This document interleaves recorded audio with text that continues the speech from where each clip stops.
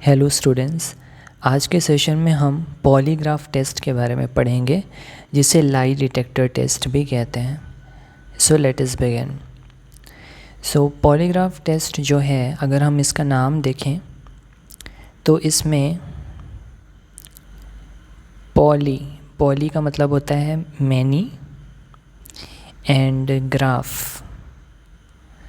Graph का मतलब होता है कुछ भी राइटिंग या फिर रिकॉर्ड ऑफ समथिंग। तो पॉलीग्राफ टेस्ट जिसे लाई डिटेक्टर टेस्ट भी कहते हैं, यहाँ बेसिकली हम किसी का लाई डिटेक्ट कर रहे हैं कि वो इंसान झूठ बोल रहा है या नहीं। तो इसमें कुछ पैरामीटर्स हम एनालाइज करते हैं जो कि एक से ज़्यादा पैरामीटर्स रहते हैं। इसी के लिए यहाँ पर पॉली वर्ड यूज़ होता है। Poly means many. तो यहाँ पर जो पैरामीटर्स हम स्टडी करेंगे वो एक से ज़्यादा पैरामीटर्स हैं और इन पैरामीटर का ही एक हमें ग्राफ ऑब्टेन होता है या एक तरीके का रिकॉर्ड ऑब्टेन होता है। उस रिकॉर्ड को फिर एनालाइज करके हम कंक्लूड करते हैं कि कोई इंसान झूठ बोल रहा है या नहीं। इसलिए इसका नाम है पॉलीग्राफ। पॉली मीन्स मैनी, जो मैनी पैरामीटर्स हम स्टडी करेंगे, and graph is the record of all those parameters कि उसमें क्या चेंज आ रहा है जब वो इंसान झूठ बोल रहा है या सच बोल रहा है, उसको कंपेयर करके। That is why it is called polygraph. तो पॉलीग्राफ या लाई डिटेक्टर तो ऐसे ही पता चल रहा है कि झूठ पकड़ने वाला टेस्ट। ठीक है, इसके अलावा कुछ और भी नाम है इसके, जैसे कि डिटेक्शन ऑफ डिसेप्शन,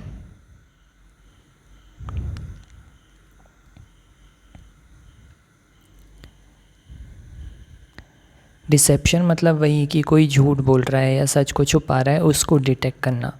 तो डिटेक्शन ऑफ डिसेप्शन, या फिर इसको पीडीडी टेस्ट भी बोलते हैं। PDD test stands for psycho physiological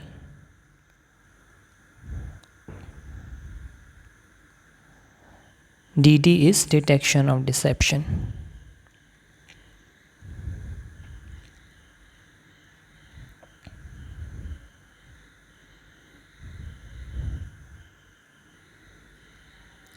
ठीक है, तो डिटेक्शन ऑफ डिसेप्शन तो हो रहा है, लेकिन कैसे?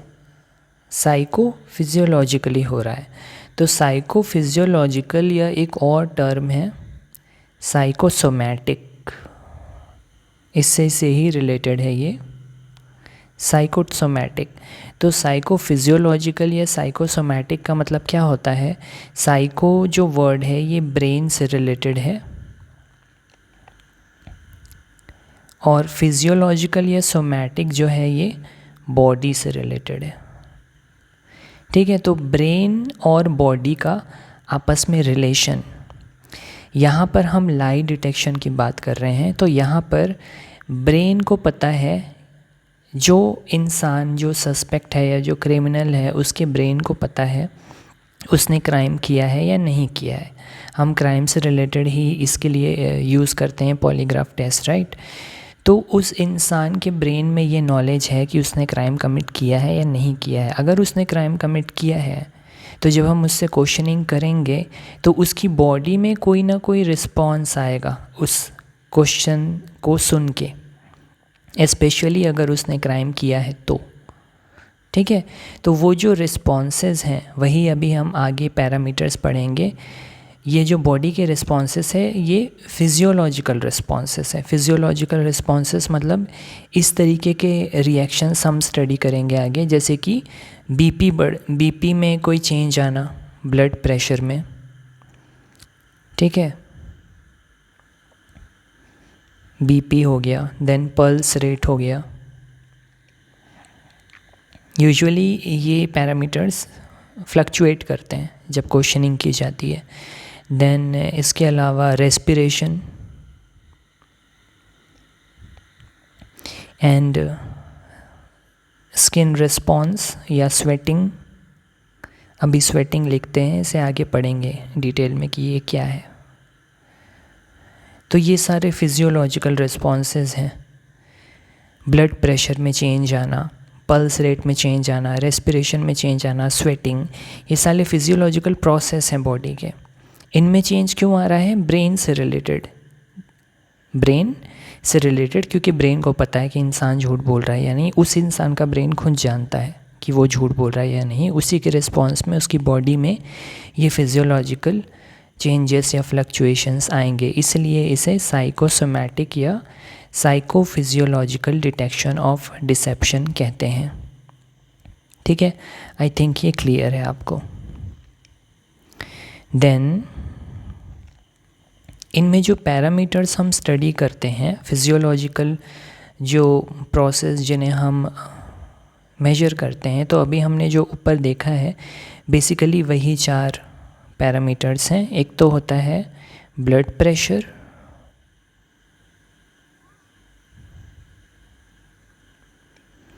इसको चेक किया जाता है, वही जो यूजुअली बीपी चेक करने के लिए डॉक्टर्स यूज़ करते हैं, स्फिग्मो मैनोमीटर।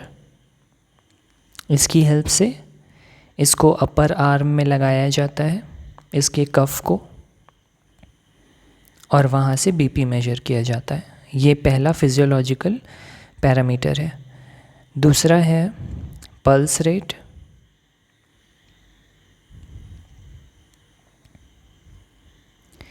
तीसरा है रेस्पिरेशन,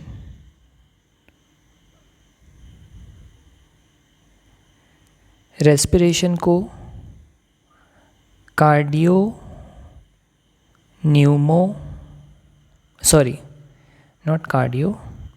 न्यूमोग्राफ की हेल्प से, न्यूमोग्राफ ट्यूब की हेल्प से,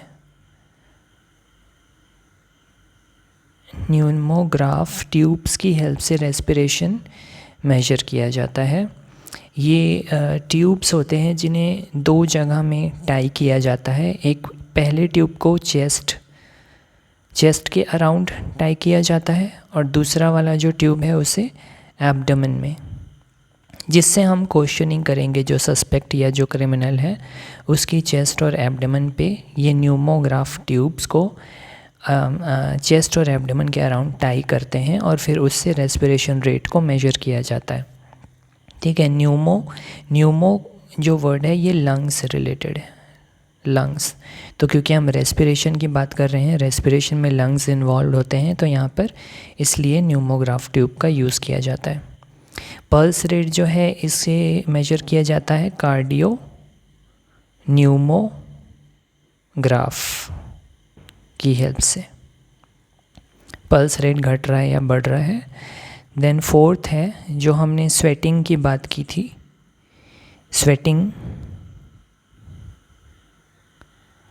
स्वेटिंग भी एक फिजियोलॉजिकल रिस्पॉन्स है। यूजुअली जो इंसान झूठ बोलता है या सच को छिपाने की कोशिश करता है, तो आपने ये सारे पैरामीटर्स हैं यूजुअली। अगर कोई झूठ बोल रहा है तो या स्ट्रेस में है, तो ये सारे पैरामीटर्स आपने खुद ने ही फील किए होंगे कि आपने कभी झूठ बोला है या सच छुपाने की कोशिश की है। तो ये पल्स रेट बढ़ जाता है थोड़ा, है ना, रेस्पिरेशन भी बढ़ जाता है, सांस लेने की रेट थोड़ी बढ़ जाती है। इसके अलावा स्वेटिंग होने लगती है, स्पेशली जो हमारे पाम्स हैं वो स्वेटिंग हो जाते हैं, हमारी जो फिंगर्स हैं वहाँ भी बहुत ज़्यादा स्वेट प्रोड्यूस होने लगता है।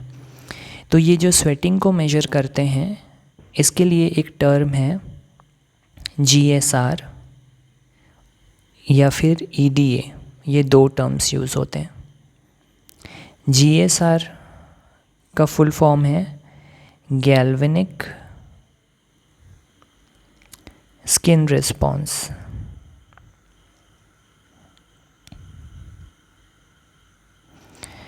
और EDA है इलेक्ट्रोडर्मल एक्टिविटी।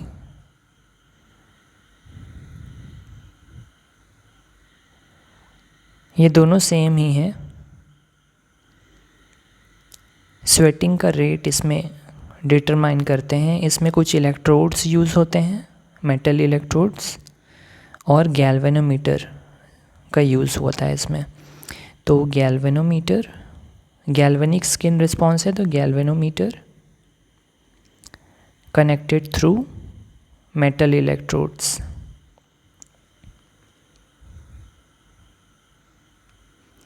ये मेटल इलेक्ट्रोड जो है वो 2 फिंगर्स में अटैच किए जाते हैं।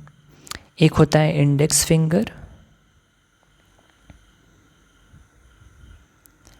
और एक होता है रिंग फिंगर। इन 2 फिंगर्स में इलेक्ट्रोड्स को अटैच किया जाता है और स्वेटिंग को मेजर किया जाता है कि जब क्वेश्चनिंग कर रहे हैं हम तो स्वेटिंग का रेट बढ़ रहा है या नॉर्मल है। जब स्वेटिंग यूजुअली अगर कोई लाई करता है या कोई ट्रुथ छुपाने की कोशिश करता है तो स्वेटिंग का रेट यूजुअली बढ़ जाता है। और स्वेटिंग जब ज़्यादा स्वेट क्रिएट होता है यूजुअली फिंगर्स के बीच में या पाम में, तो कंडक्टिविटी जो है, इलेक्ट्रिकल कंडक्टिविटी, तो वो इफ़ेक्ट होती है, वो फ्लक्चुएट करती है। ठीक है, इसलिए इलेक्ट्रोडर्मल एक्टिविटी भी कहते हैं। यहाँ पर हम देख रहे हैं कि इलेक्ट्रिकल एक्टिविटी में क्या असर पड़ रहा है, इलेक्ट्रिकल के लिए, और डर्मल जो कि स्किन से रिलेटेड है। ये वर्ड डर्मल, तो इलेक्ट्रोडर्मल एक्टिविटी, क्योंकि यहाँ पर स्किन, फिंगर या पाम जो है वहाँ पर स्किन है और वहाँ पर से स्वेट हो रहा है, उससे हम देख रहे हैं कि इलेक्ट्रिकल एक्टिविटी में क्या इफ़ेक्ट पड़ रहा है। ये मेटल जो इलेक्ट्रोड्स हैं इनके थ्रू बहुत ही minute amount of current pass करते हैं। वो करंट कितना पास हो रहा है, उसकी कंडक्टिविटी कितनी है, वो चेक किया जाता है GSR या EDA में, गैल्वेनिक स्किन रिस्पॉन्स या इलेक्ट्रोडर्मल एक्टिविटी इसे कहते हैं। ठीक है, तो आई होप ये चारों पैरामीटर्स क्लियर हैं। ये 4 मेन पैरामीटर्स हैं जिनको टेस्ट किया जाता है और ये सारे इंस्ट्रूमेंट्स हैं या जो टूल्स हैं जिनकी हेल्प से इन पैरामीटर्स के फ्लक्चुएशन को हम स्टडी करते हैं और इनका एक रिकॉर्ड होता है। एक स्क्रीन पे हमें ग्राफ ऑब्टेन होता है कि कैसे फ्लक्चुएट हो रहा है ये। फिर क्वेश्चनिंग जो की जाती है, क्वेश्चनिंग की भी अलग अलग टेक्निक्स हैं, अभी हम पढ़ेंगे। क्राइम से रिलेटेड भी क्वेश्चन पूछे जाते हैं और क्राइम से जो रिलेटेड नहीं है ऐसे क्वेश्चन भी पूछे जाते हैं बेस लाइन एस्टेब्लिश करने के लिए। उसको कंपेयर करके फिर जो भी एग्ज़ामिनर है वो कंक्लूड करेगा कि डिटेक्शन प्रेजेंट है या डिटेक्शन नहीं प्रेजेंट है, सॉरी डिसेप्शन इंडिकेट हुआ है या नहीं। और ये सारी जो चीज़ें हैं वो एक साथ ही साइमल्टेनियसली चेक होती है। तो स्फिग्मोनोमैनोमीटर और ये कार्डियोन्यूमोग्राफ, ट्यूब्स एंड ये इलेक्ट्रोड्स GSR मेजर करने के लिए ये सारी चीज़ें अटैच रहेगी सस्पेक्ट की बॉडी में और उसके दौरान ही क्वेश्चंस पूछे जाते हैं और जो ग्राफ मिलता है वो सारा रिकॉर्ड होता रहता है। फिर उसका एनालिसिस करके कंक्लूजन दिया जाता है। तो ये इसका बेसिक कंसेप्ट है पॉलीग्राफ टेस्ट का या लाई डिटेक्टर टेस्ट का। आई होप अभी तक जितना हमने डिस्कस किया है ये आपको क्लियर है। तो अभी इसका थोड़ा इंट्रोडक्शन और हिस्टोरिकल डेवलपमेंट हम पढ़ लेते हैं। डेफिनेशन अगर इसकी देखें तो it is an instrument measuring and recording physiological indices during questioning.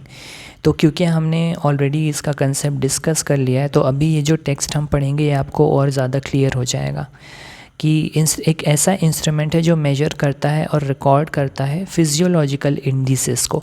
Indices मतलब वही है यहाँ पर जो 4 पैरामीटर्स हैं उनमें क्या चेंज आ रहा है, फिजियोलॉजिकल पैरामीटर है ना। कब रिकॉर्ड होता है या कब मेजर करते हैं इसे, ड्यूरिंग क्वेश्चनिंग। तो जब हम क्वेश्चन करते रहेंगे सस्पेक्ट से उस टाइम पे ये एक ऐसे इंस्ट्रूमेंट है जो ये सारे फिजियोलॉजिकल इंडिसेस को रिकॉर्ड करता रहता है। इसका कोर कंसेप्ट है कि it measures autonomic nervous system और stress response, not direct lies. तो यहाँ पर जो हम पढ़ रहे हैं ना कि जो साइकोसोमैटिक या साइकोफिजियोलॉजिकल रिस्पॉन्स या फ्लक्चुएशंस जो हो रहे हैं वो किस वजह से होते हैं, वो ऑटोनॉमिक नर्वस सिस्टम की वजह से होते हैं, जिसे ANS भी कहते हैं। हमारा जो नर्वस सिस्टम है वो 2 टाइप का होता है, autonomic and central nervous system.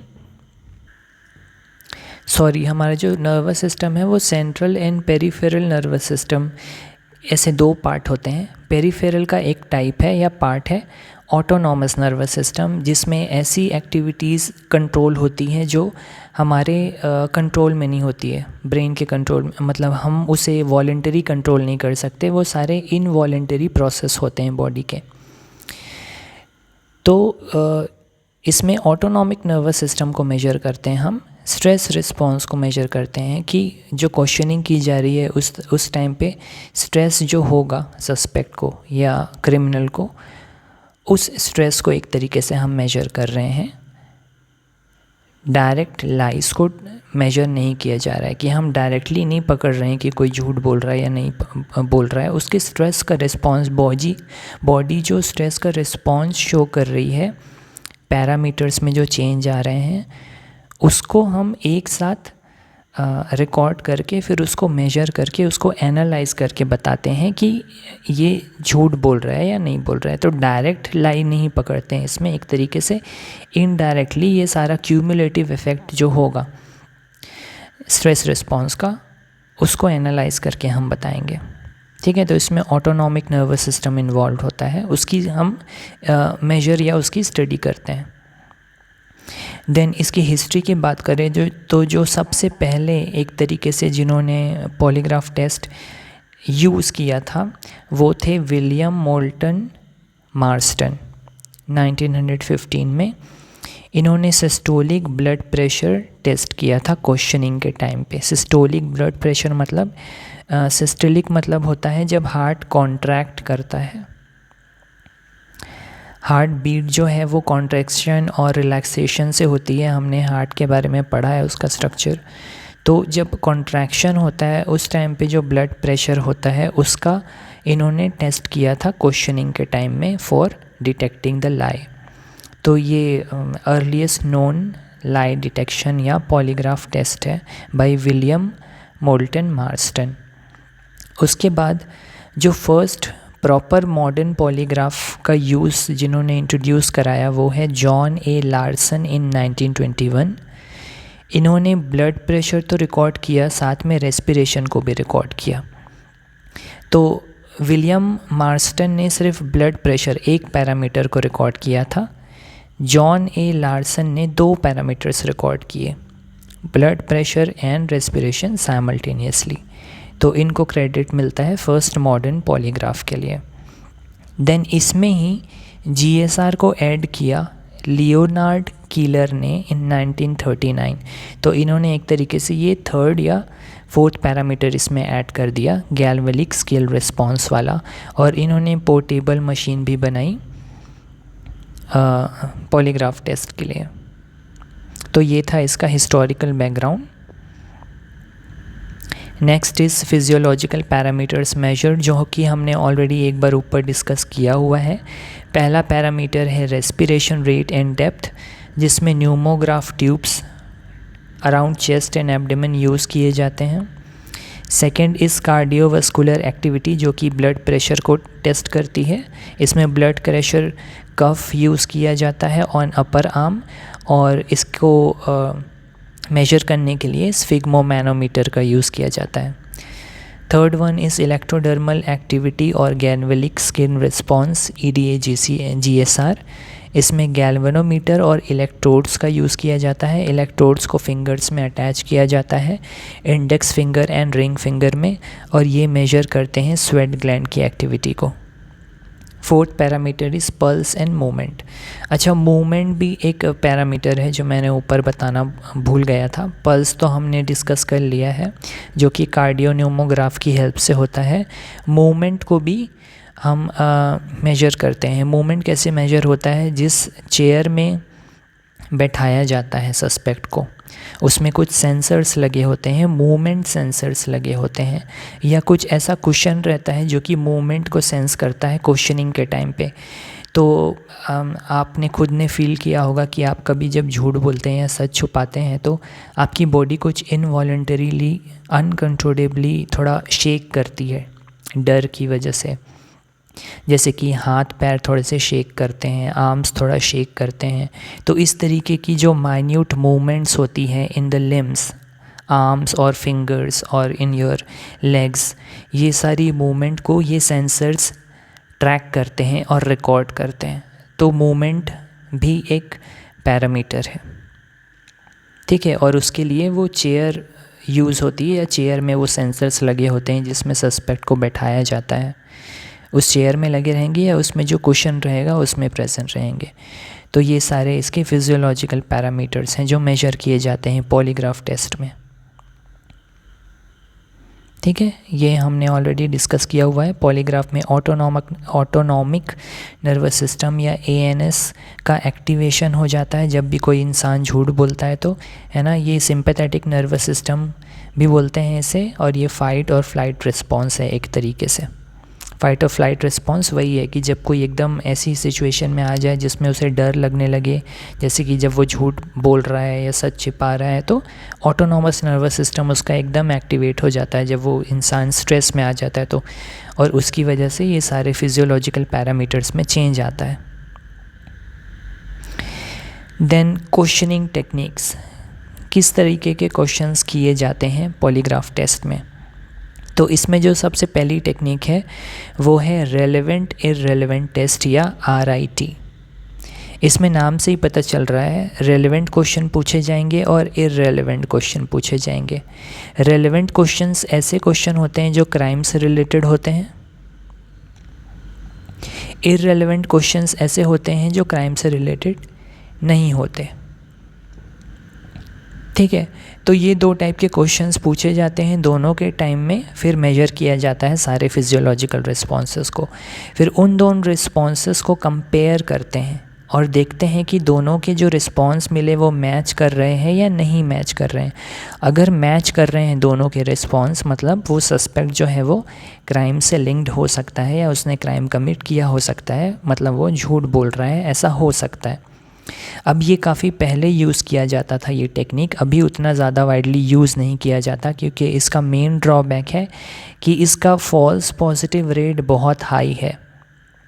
False positive rate का मतलब है कि ये जो इंसान इनोसेंट है उसको भी कई बार ये ऐसे प्रूव कर देता है कि वो झूठ बोल रहा है, तो उसे फॉल्स पॉजिटिव कहते हैं, ठीक है। तो बहुत से ऐसे इनोसेंट लोग हैं जिनका इसमें फॉल्स पॉजिटिव टेस्ट आया था, इस वजह से अब इसको ज़्यादा यूज़ नहीं किया जाता है।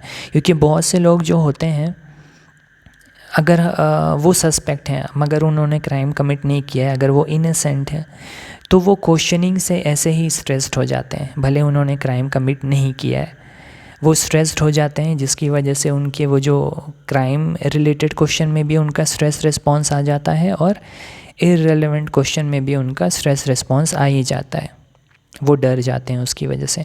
तो इस वजह से फॉल्स पॉजिटिव हमको मिल जाता है, जिसकी वजह से इनोसेंट का भी ऐसा कंक्लूजन आ जाता है कि इसने क्राइम कमिट किया है जबकि उसने नहीं किया है।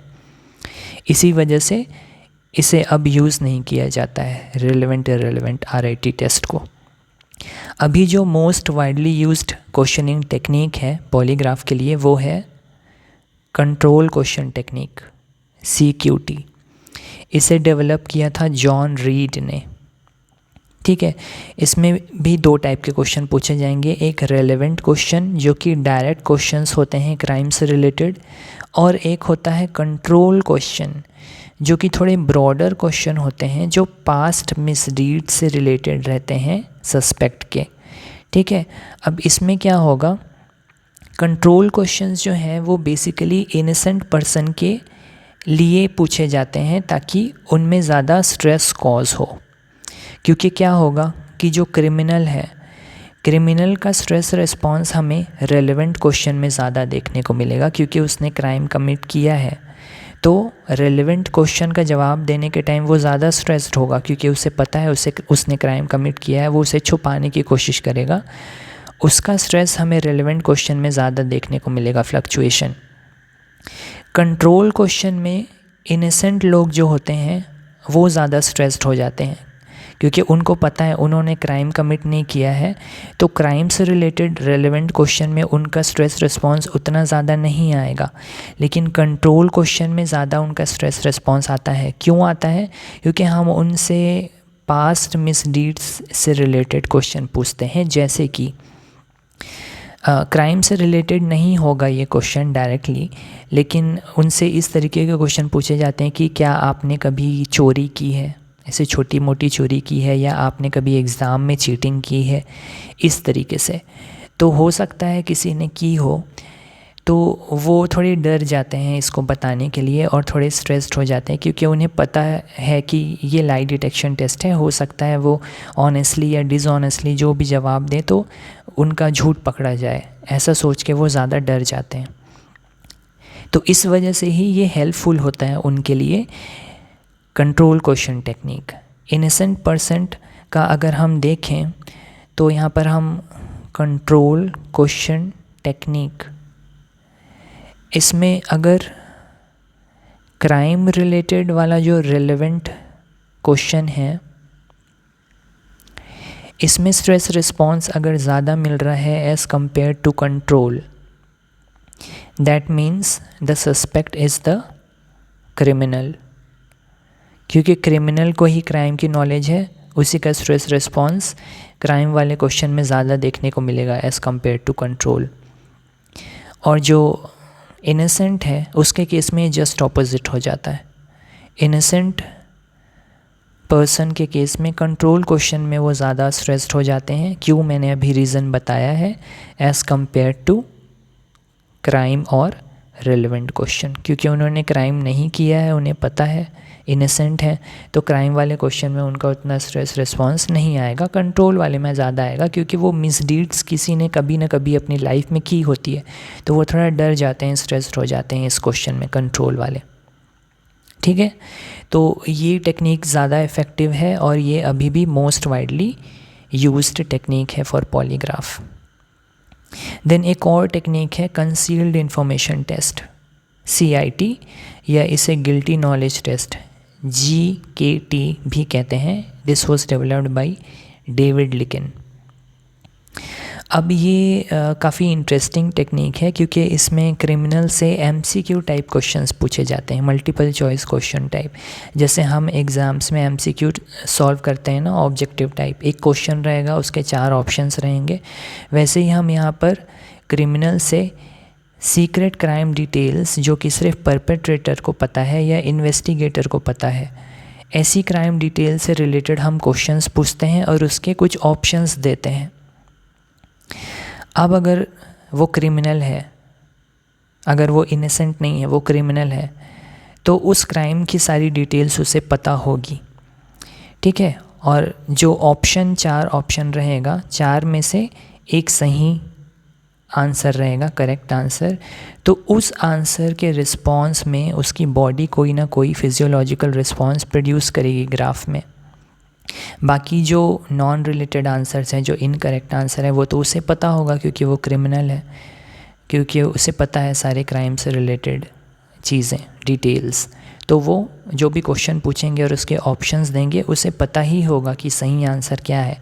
फॉर एग्ज़ाम्पल, अगर किसी का मर्डर किया गया है, मर्डर हुआ है, तो जो क्रिमिनल है या जो सस्पेक्ट है उससे इस तरीके का क्वेश्चन पूछा जाएगा कि which weapon was used for murder of that person, murder के लिए कौन सा वेपन यूज़ किया गया है, फिर उसे ऑप्शन दिया जाएगा कि नाइफ़ यूज़ हुआ है, या बैट यूज़ हुआ है, या हैमर यूज़ हुआ है, या सीज़र यूज़ हुआ है, ऐसे 4 ऑप्शन दिए जाएंगे। तो अगर उसने नाइफ़ यूज़ किया था मर्डर यूज़ करने के लिए, तो जैसे ही नाइफ़ वाला ऑप्शन उसे सुनाई देगा या दिखाई देगा, तो उसके ब्रेन की वजह से, क्योंकि उसके ब्रेन में ये नॉलेज है, उसने वो क्राइम कमिट किया है खुद से, है ना, तो कोई ना कोई डर या एंग्जाइटी उसकी वजह से उसके फिजियोलॉजिकल रिस्पॉन्स प्रोड्यूस होगा बॉडी में, और वो तुरंत ही हमें ग्राफ में दिख जाएगा, तो वो रिकॉर्ड हो जाएगा। उससे हमें पता लगेगा कि ये क्राइम से रिलेटेड इन्फॉर्मेशन जानता है, मतलब ये क्रिमिनल है या यही परपेट्रेटर हो सकता है।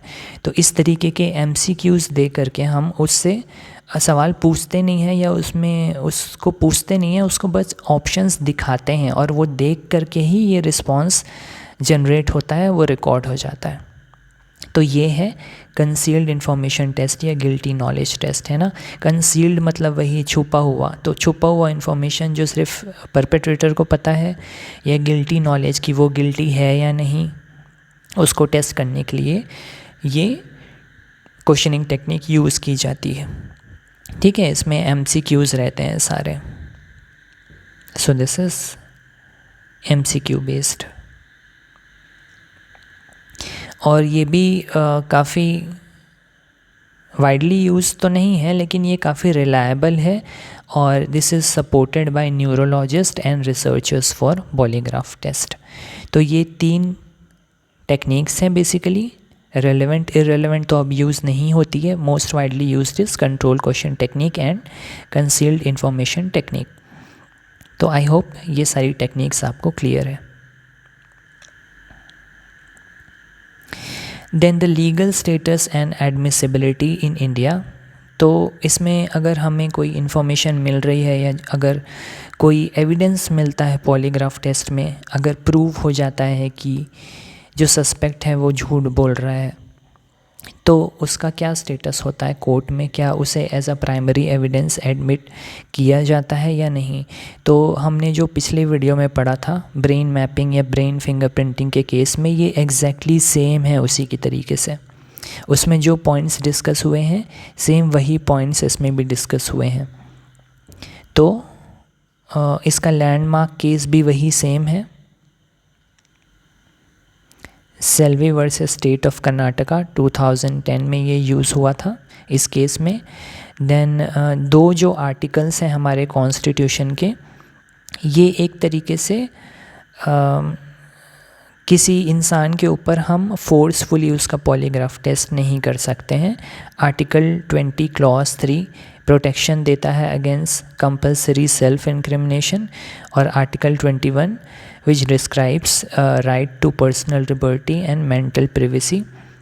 इसकी वजह से किसी के ऊपर भी ये फोर्सफुली नहीं किया जा सकता है, उसका कंसेंट ले करके ही पॉलीग्राफ टेस्ट करना अलाउड है। इसके करंट रूल्स यही हैं, it can not be conducted without voluntary written consent of a suspect before a magistrate. तो अगर किसी का पॉलीग्राफ टेस्ट लेना है तो उसका वॉलंटरी रिटन कंसेंट लेना होगा सस्पेक्ट का बिफोर अ मजिस्ट्रेट। और वॉलंटरी पॉलीग्राफ टेस्ट के रिज़ल्ट्स अगर हमें मिल जाएँ तो वो भी as a primary evidence admissible नहीं है कोर्ट में। लेकिन अगर इस टेस्ट के दौरान कुछ ऐसे डिस्क्लोजर्स या नई डिस्कवरीज़ मिलती हैं, जैसे कि अगर कोई नया फिज़िकल एविडेंस, कोई नया फिज़िकल एविडेंस के बारे में पता चला, या कोई ऐसी नई डिस्कवरी हो गई जो इस केस को सॉल्व करने के लिए हेल्पफुल है, तो उसको under section 27 of Indian evidence act और भारतीय साक्ष्य अधिनियम इट विल बी एडमिसिबल। तो ये सारे पॉइंट्स ब्रेन फिंगरप्रिंटिंग में जो हमने पढ़ा था about legal status and admissibility in India same ही हैं। ठीक है, तो ये आर्टिकल्स वगैरह आपको याद रखना है, important, and whether they are admissible in court और not. Then this is a revision cheat sheet. अगर आपको ये PDF फाइल के फॉर्म में टेलीग्राम चैनल पे अवेलेबल होगी, आप वहाँ से डाउनलोड कर सकते हैं इसे। तो ये आपके काम आएगा। ये टेबल जो है क्विक रिवीजन के लिए, अगर आपके पास कम टाइम है एग्ज़ाम प्रिपरेशन में या एग्ज़ाम के पहले, तो आप इसको देख करके क्विक रिमाइंडर ले सकते हैं। प्राइमरी सिस्टम जो टेस्ट होता है इसमें ऑटोनॉमिक नर्वस सिस्टम टेस्ट होता है, ANS, sympathetic nervous system. First modern unit develop किया था जॉन ए लार्सन ने इन 1921। इन्होंने सिस्टोलिक कार्डियक प्रेशर का एनालाइज या मेजर किया था। GSR ऐड किया था लियोनार्ड कीलर ने in 1939। Control question technique was developed by John read.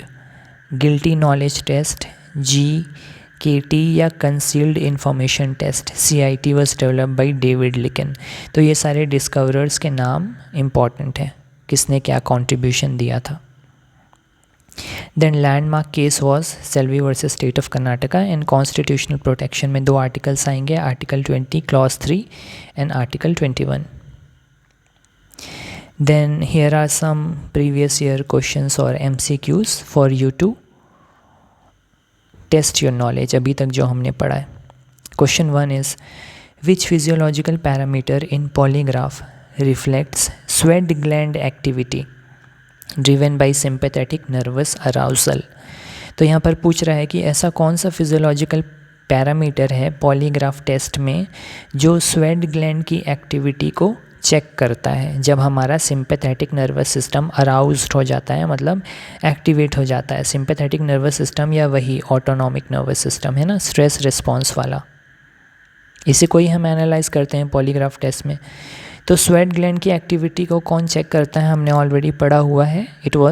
It is measured by galvanic skill response, GSR और EDA, electrodermal activity. So B is the correct option.